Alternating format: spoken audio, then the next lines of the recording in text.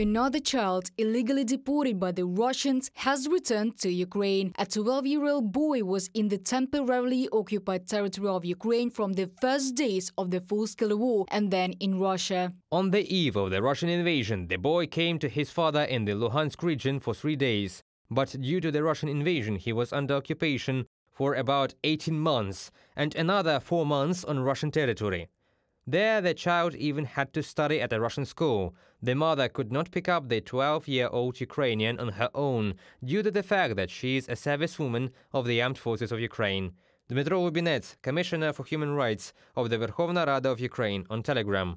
The return of each child is a long and complex process, the commissioner adds. After all, Russia, contrary to the norms of international humanitarian law, does not provide lists of deportees and refuses to return Ukrainian kids whom it separated from their families and legal guardians. This is a serious violation of human rights. Moscow's policy is structured in such a way as to make it as difficult as possible for children to get home. Their personal data is changed, not only their first and last name, but also their date and place of birth. They are illegally placed in foster families and sent to remote regions of the Federation.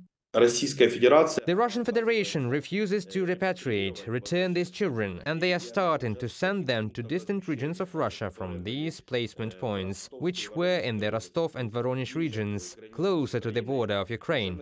We know that such detention centers appear in Siberia, the Far East, Tatarstan and Bashkortostan. In total, Ukraine managed to return more than 5,000 children abducted by Russia, but in conditions when the number of verified children, that is those whose names are known, exceeds 19,500, such rates are critically low. To return illegally deported kids at the same rate as today, Kyiv will need about 90 years. That is why it is necessary to create international mechanisms and put pressure on Russia by all available means, human rights activists say. We need to understand that the return of Ukrainian children requires the coordinated efforts of all international actors, not only separately the Council of Europe, not only separately Ukraine and Qatar, or Ukraine and the Vatican, or the International Committee of the Red Cross. No, this is our common burden. And the higher the level at which this issue is raised, that is, for example, not in the Council of Europe, but in the United Nations General Assembly, the more effective and rapid the return process will be.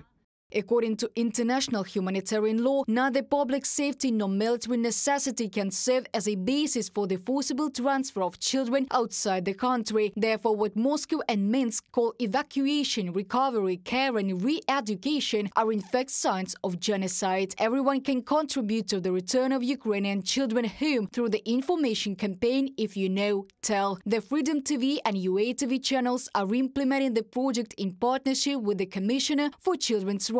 You can transmit information through the Я тут, I'm here Telegram channel. You can see the QR code and log in on the screen, or by filling out the electronic form at uatv.ua/SaveUA-Children. We guarantee your anonymity. Deportation is a war crime. Don't become its accomplice. Help the children return home. Reported by Diana Kolesnik, Valeria Nekipelova, UATV News.